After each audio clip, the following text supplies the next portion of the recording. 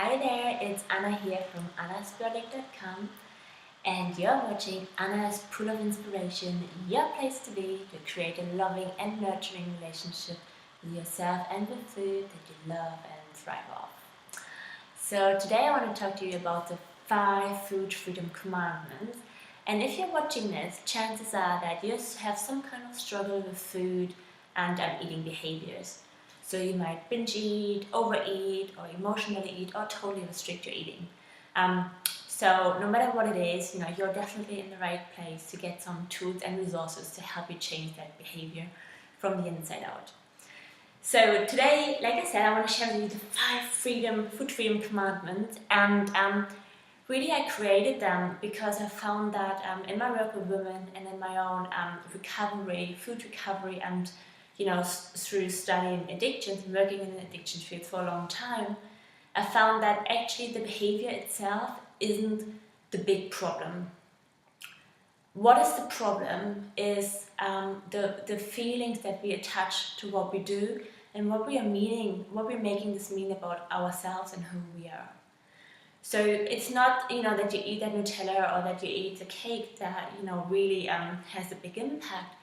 It is the guilt and the shame that is coming afterwards, that is coming from from how you're feeling about yourself, from that sneaky little voice that's telling you what a failure you are, what a fuck up, how fundamentally, how there must be something wrong with you because you can't even eat like a normal person.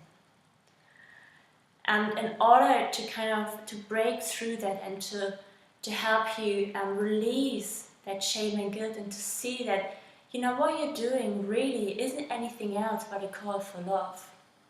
Right? So there's something internally going on for you that you don't know how to deal in any other way. You don't know how to get through this, you don't know what to do. It might be boredom, it might be some feeling of sadness, anger, loneliness, whatever it is, there's a reason for why you're behaving like this. And the more you judge yourself for how you're trying to cope with it, the more you keeping yourself stuck in the cycle because you're creating more evidence for what you ultimately already believe about yourself. That you're not good enough, failure, not lovable, or whatever it is that is for you.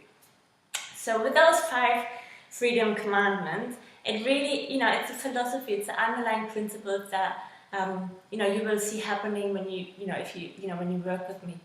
And it's the gateway to ease yourself into a more loving and compassionate relationship with yourself, to start seeing things differently, And the first one, here it goes. First food freedom commandment number 1 is, get ready for this, shit happens. Yes, get this. Surprise, surprise. Shit happens in life, and you know what? It is okay. It is absolutely okay. Life is not perfect. Life isn't, skipping over green, sunflower fields and then singing happy songs. No, life is tough. Tough things happen to us. Painful things happen to us. And, there's no way around it. There will be pain in your life. But the suffering is optional. And what you're making this mean about you, about the world, and how you're dealing with it is optional.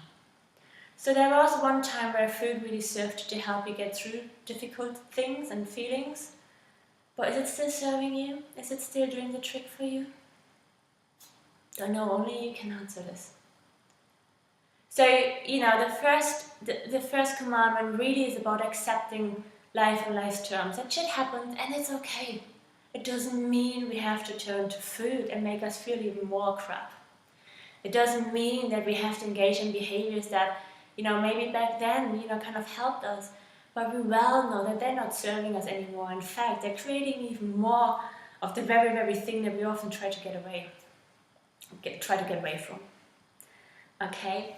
So this is the number 1 food freedom commandment, and I'd love to hear how how that plays out in your life, and how the kind of shitty things happen to you, for you when you turn to food.